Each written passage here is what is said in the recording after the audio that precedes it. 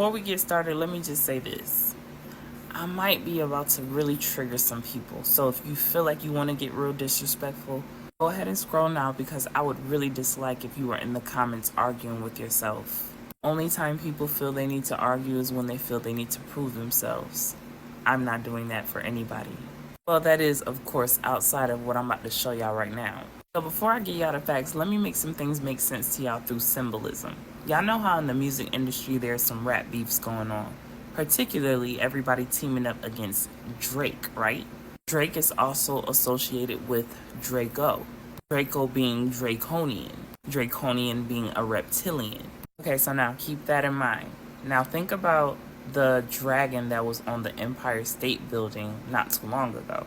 And everybody was like, oh, that was just for a movie promo. Remember, everything is symbolism. Well, let's just say this. In my mind, TikTok, everything is symbolism. For those who don't know, Draco in Latin means dragon.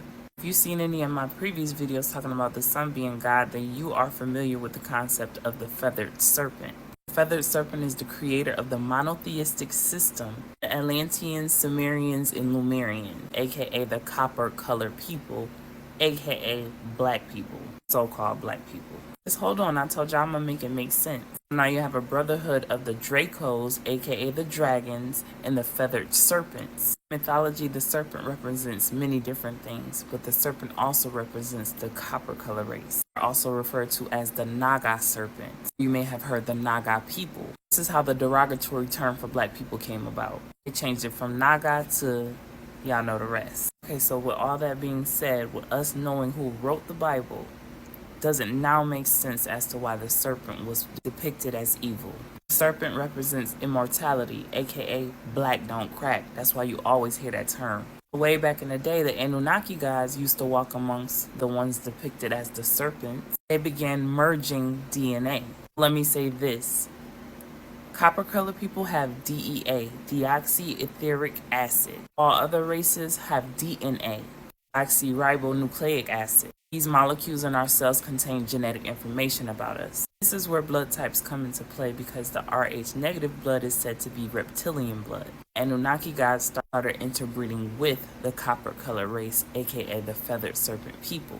So in my previous video when I talked about Elohim, aka many gods, this is what I was referring to. You had many Anunnaki gods that were creating different species or different races of people, hence the reason for different blood types. Now bringing it back to the symbolism, especially in the music industry, this is where the they not like us come into play. They not like us can be interpreted many different ways. It can be interpreted on a scientific level, on an esoteric metaphysical level, or on a physical level. So to bring it full circle, in the Bible when they talked about being created in God's image, they were talking about mankind, a kind of man. Copper colored people are considered sons of God, God's son, because we are the people of the sun. When the Anunnaki merged or interbreeded with the copper colored race and created other races, that is where that Bible verse comes into play.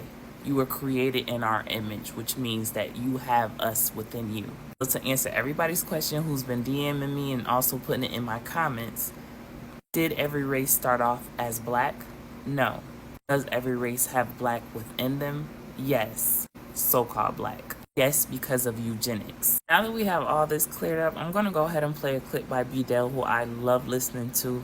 He's going to break down who's really running the show. It's just when you think you know, you have no idea. Because trust me, when I found this out, I was flabbergasted. Before I play this clip though, I think it's important to know, if you haven't watched my Son is God series, I truly urge you to do so. I also have a video breaking down my interpretation of the 144,000 and how that is a frequency. In order to reach that frequency, you have to reach true enlightenment.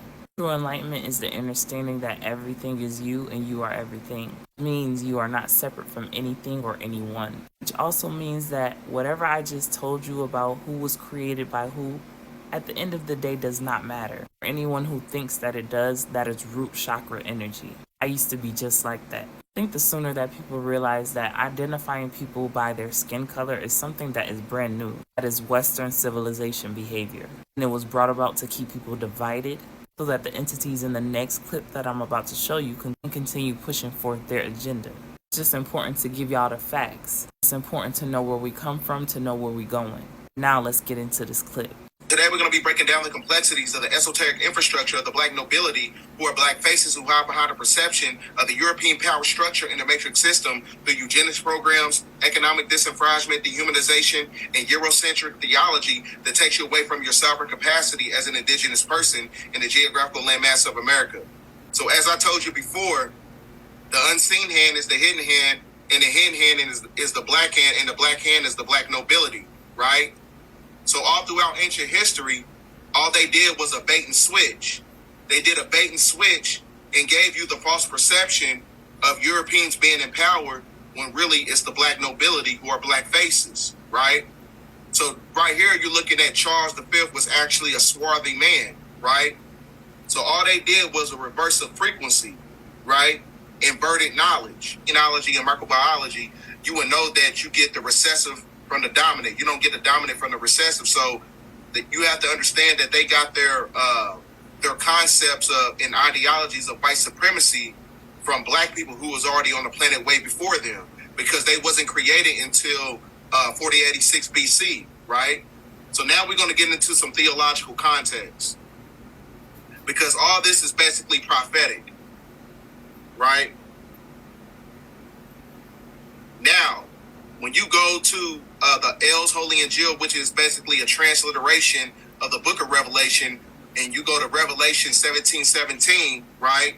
It says verbatim that the evil reptilian that is going to give their kingdom to the beast. Now, who is the beast, right?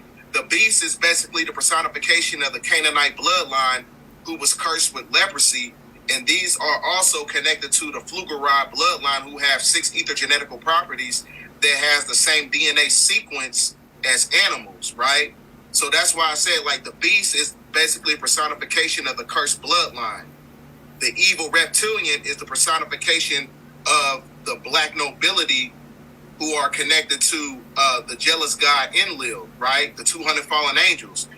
So as y'all can see, nothing is what it seems. And as Bidel said, everything is inverted, which just means when they tell you it's up, it's really down. So in our mind, we thought that the 13 families were the ones running the show, when in reality it's the black reptilians. So in my previous video where I talked about them walking amongst us every single day, that's absolutely true, because we are them. If you know about duality, you know that there's good and bad in all things. So yes, while you have some negative reptilians, you also have benevolent reptilians. This is why they consider part of your brain the reptilian brain. Reptilian brain controls our instinctive behaviors such as sex, aggression, and power. 3 very things that we see in our society on a daily basis. As I mentioned to y'all previously, the true way to enlightenment is through love. So whether you're an original being created by Grandmother Aya herself, or if you were created by the Anunnaki gods by the way of eugenics, the true and only vibration